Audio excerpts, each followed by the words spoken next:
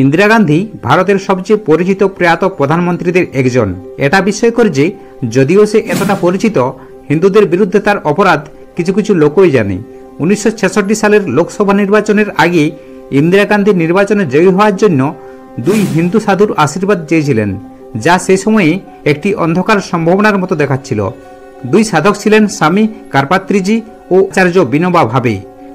তারা তাকে সাফল্যের জন্য আশীর্বাদ দিয়েছিলেন এই শর্তে যে তিনি ভারতীয় সংবিধানের 48 নম্বর অনুচ্ছেদ অনুসারে গরু এবং অন্যান্য গবাদি পশু হত্যার বিরুদ্ধে সুরক্ষার নীতিগুলি বাস্তবায়ন করবেন। ইন্দিরা গান্ধী তার নির্বাচনী কৌশলে গোহত্যা নিষেধাজ্ঞাকে প্রধান পয়েন্ট হিসাবে রেখেছিলেন। এই কারণে তিনি হিন্দু গোষ্ঠীগুলির কাছ থেকে ব্যাপক সমর্থন পেয়েছিলেন।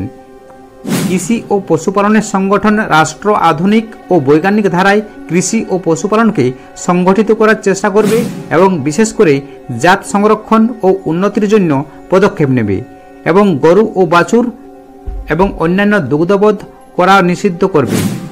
ভারতের সংবিধান অনুচ্ছেদ 48। হিন্দু সাধুদের দেওয়া কথা। কংগ্রেস তার জয়ের পর ইন্দিরা গান্ধী হিন্দু সাধুদের প্রতি তার প্রতিশ্রুতি রাখতে ব্যর্থ হন এবং গোহত্যা নিষিদ্ধ করার জন্য হিন্দু সংগঠনগুলির বারবার অনুরোধ উপেক্ষা করেন।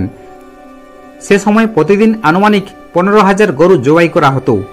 1966 সালের 7 নভেম্বর গোপা অষ্টমীর দিন হিন্দু পঞ্জিকা অনুসারে গরুর পূজা করার সবচেয়ে পবিত্র দিন।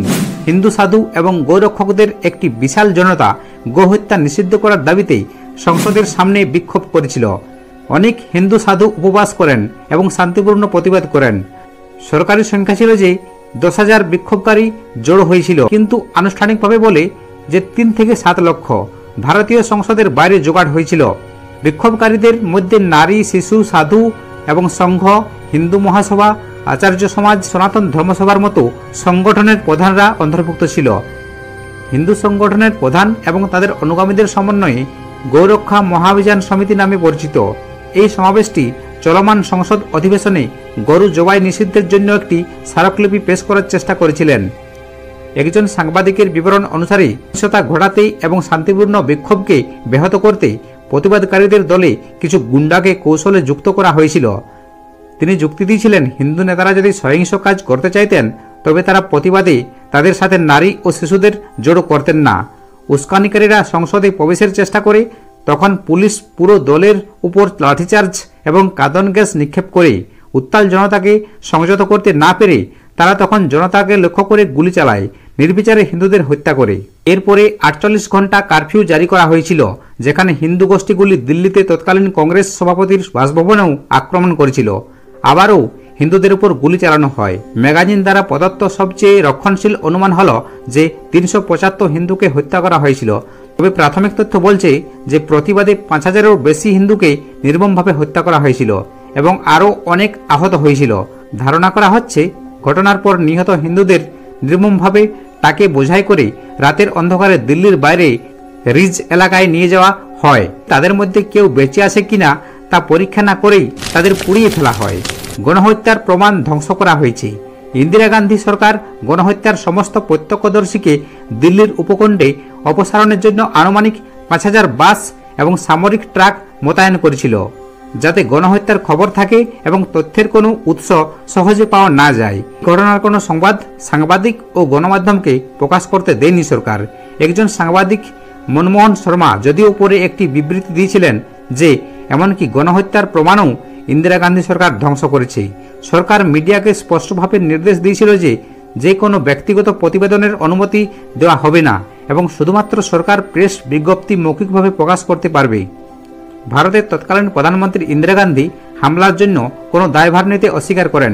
শহরের আইনশৃঙ্খলা রক্ষায় ব্যর্থতার জন্য স্বরাষ্ট্রমন্ত্রীকে দায়ী করেন। ঘটনার পরেই স্বরাষ্ট্রমন্ত্রী গুলজারিলাল নন্দা পদত্যাগ করেন। হিন্দু ধর্মাবলম্বীদের নিরলস গণহত্যায় ব্যথিত মহাত্মা রামচন্দ্র বীর ও আরও কয়েকজন গোহত্যার বিরুদ্ধে প্রতিবাদে 166 দিনের জন্য অনশন করেছিলেন, যা পরবর্তী স্বরাষ্ট্রমন্ত্রী যশবন্ত বলওয়ান্ত রাও তাদের প্রতিশ্রুতি বিশ্বাস করে অনশন শেষ করেছিলেন, কিন্তু তারা কখনো প্রতিশ্রুতি পূরণ করেনি এবং হিন্দুদের আরও ব্যর্থ করেছে। ইন্দিরা গান্ধী এবং ভারতীয় জাতীয় কংগ্রেসের পরের লোকসভা নির্বাচনে দিল্লির 7টি আসনের সবকটিতেই হেরেছে। হিন্দুদের উপর অত্যাচারের কারণে কোনো গোহত্যা নিষেধাজ্ঞার আশা ছাড়াই হিন্দু সাধুরা ইন্দিরা গান্ধীর সাথে ধৈর্য হারিয়ে ফেলেছিল, যিনি হাজার হাজার নিরীহ হিন্দুদের হত্যার জন্য সরাসরি দায়ী ছিলেন।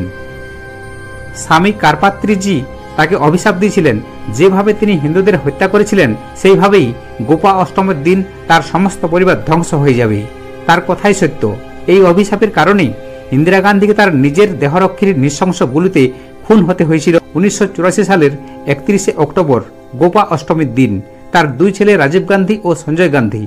সঞ্জয় গান্ধী 1980 সালের 23 জুন বিমান দুর্ঘটনায় মারা যান ও রাজীব গান্ধী 1991 সালের 21 মে আততায়ীর দ্বারা এক বোমা বিস্ফোরণে মারা যান। নমস্কার বন্ধুরা, আজ এ পর্যন্তই। ভিডিওটি যদি ভালো লেগে থাকে তাহলে ইউটিউব হলে সাবস্ক্রাইব ও ফেসবুক হলে ফলো অবশ্যই করুন। আর এই চ্যানেল থেকে আপনারা কোন কোন ধরনের ভিডিও দেখতে চান তা কমেন্টে অবশ্যই জানান। নমস্কার, সুস্থ থাকুন, ভালো থাকুন।